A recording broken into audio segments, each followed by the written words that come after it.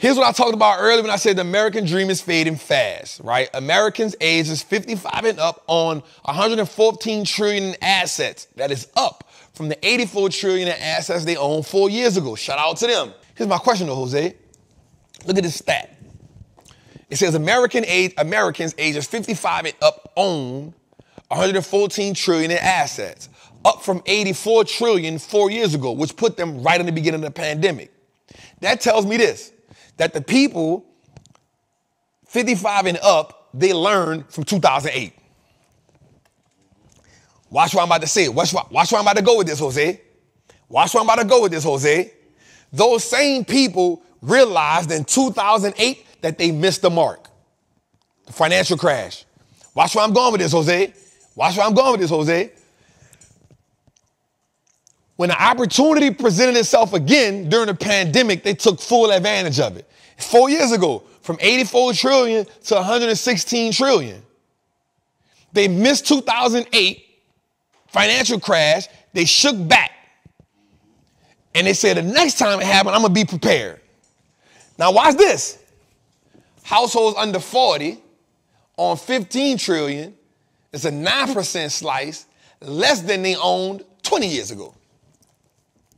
So we're talking about age groups, right? Hear me out.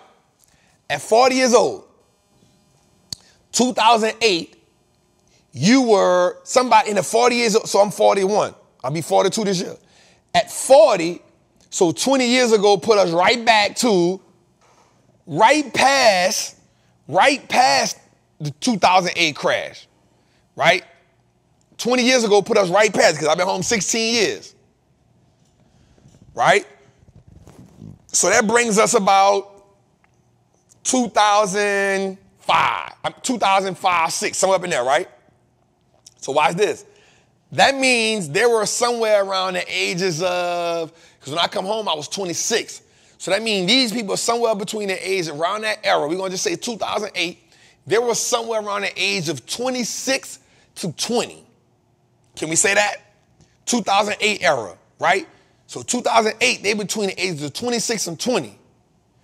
At the same time, the people 55, they were somewhere in the age of what? 30 plus, 34, 35, right? 20 years ago, right? So there's a big difference between the 34, 35 age and the 20 to 26 age. There's a big difference in financial maturation or financial maturity. Watch where I'm going, Jose. Watch where I'm going. So the people who got messed up in the crash of 2008, when presented with the opportunity all over again, they took full advantage. And you know how we know why? Because they went from 84 trillion to 114 trillion in a 4-year time span. Come on, man. Come on, Jose. When presented with the same situation, okay, let's go back to what we said earlier. Watch this. Adversity does what? Create insight. Insight creates opportunity. Opportunity prepares us for success. They missed it. They missed it in the chat, Jose. They missed it in the chat, Jose. Adversity. The financial crash of 2008 is adversity. From the adversity, they got insight. The insight was, presented with this situation again, I know exactly what I'm going to do. As a matter of fact, I'm going to prepare for it little by little. Because it has to happen again. Adversity creates insight. Insight prepares us for the opportunity. The opportunity creates success.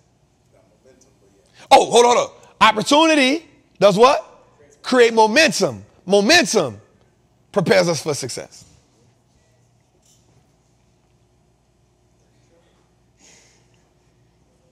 That's so clutch, Jose. Adversity creates insight. insight creates momentum. Momentum creates opportunity. Opportunity prepares us for success. What's good, trappers, man? It's your boy, the Wall Street Trapper. Right now, I want to invite you to an amazing experience full of value. That is my community, Trappers Anonymous. It's 100% the greatest fundamental investing community on the market. Listen, your portfolio should be a masterpiece. And the only way we get you there is if we help you to learn how to invest with confidence. Now listen, I get it. Like, you don't know a lot about stocks, or maybe you've heard people say how much money they lost in stocks, but I can guarantee you, one, because they weren't in the community, and two, they lack the information. Our goal in Trappers Anonymous is to help you, really to hold your hand on the journey to becoming a confident investor, learning how to navigate through the different events that the stock market goes through, to take you from panic to encouragement. There's no better time than now. This is an opportunity only for those who are willing to be on the journey. So listen, man, click the link below. Come join me in Trappers Anonymous, man. I will see you in one of our many classes, whether it's Moat Monday, whether it's the 2-hour class we do on Sunday, or whether it's just a book club. Everything is geared toward making you a better investor so you can triple your net worth and turn your last name to an asset. It's your boy, Wall Street Trapper. See you in the trap. So watch this, Jose. Now, households now 40 and under own 15 trillion, which is 9%. Is less than a 14% they own. You know why? Because they was younger. But watch this. They didn't go through the cycle. Jose, we gotta trademark that cycle. That's my cycle. I created that cycle. Adversity, opportunity, insight, momentum, opportunity, success. I created that cycle. Don't let nobody steal my cycle. We need that cycle. We need that cycle.